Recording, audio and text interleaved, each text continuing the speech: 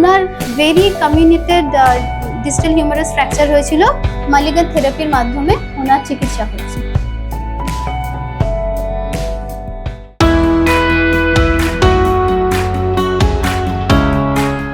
আজকে আমাদের সঙ্গে আছে মিস্টার মাধব ঘোষ, বহরমপুর নিবাসী। কি হয়েছিল আপনার?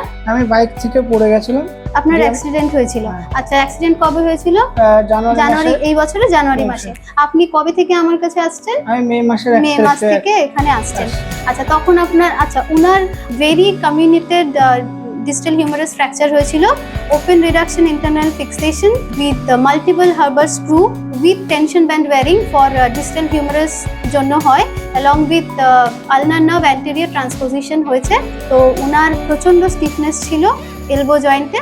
আপনি তখন আমি ভাঁজও করতে পারতেন না, সোজাও করতে পারতেন না। More than 90 degree elbow flexion achieve করার জন্য মালিগান থেরাপির মাধ্যমে ওনার চিকিৎসা হয়েছে।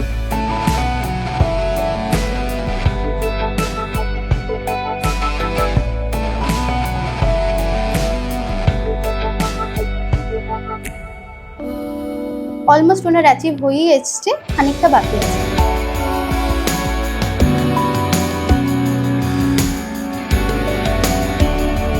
ওনার ফুল এলবো এক্সটেনশন অ্যাচিভ হয়ে গেছে। তো এখন আপনি কেমন আছেন? এখন আমি ভাঁজও করছি এবং সোজাও করতে পারছি। এখন স্বাভাবিক জামার বোতাম টোতাম চুল সবকিছু উনি এখন করতে পারছেন। উনি এখন বর্তমানে ভালো আছে।